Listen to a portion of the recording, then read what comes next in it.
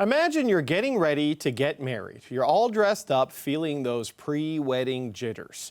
But when you get to the courthouse, protests, media, and police surround you. Oh, and Donald Trump, he's being arraigned next door. But for some couples married on Tuesday in New York City, you could say love trumped all, including for this couple.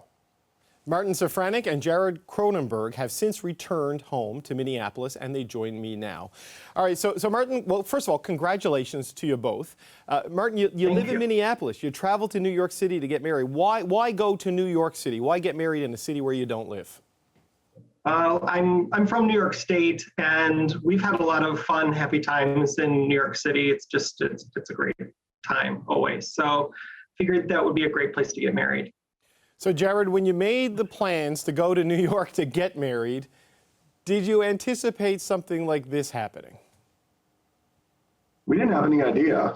At the time, when we were about a week away from going to New York, we had heard that there was still discussions about things going on with the grand jury, but we didn't think anything of that. And it was only on the Friday, we arrived there last Thursday, but on Friday, when our first full day of being there, we heard about the indictment coming down, and we thought, wow, this is going to be a very challenging time for us.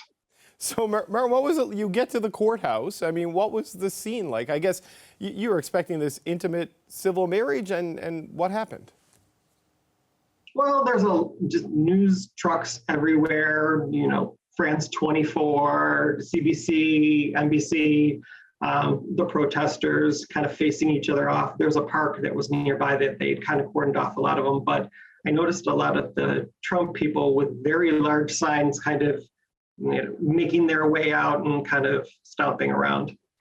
Jared, did it interfere with your plans in any way, or was it just sort of a sideshow happening in parallel?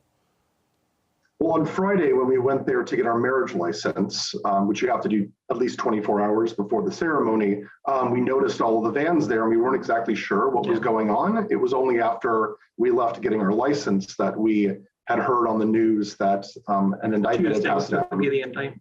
And so knowing that Tuesday was the day of the arraignment and the day that everything was going to be happening, kind of gave us an interesting weekend to kind of mentally prepare for there being a lot of trucks, there being a lot of people, and kind of having to weed through. Leaving early. Yeah, but so when you got to the courthouse, though, was there a long line? Was there extra security? Like, did it mess with your ceremony or your access to your Lots of extra security. There was significant Homeland Security. There was, extra NYPD, special branches of the NYPD. We definitely saw people outside there.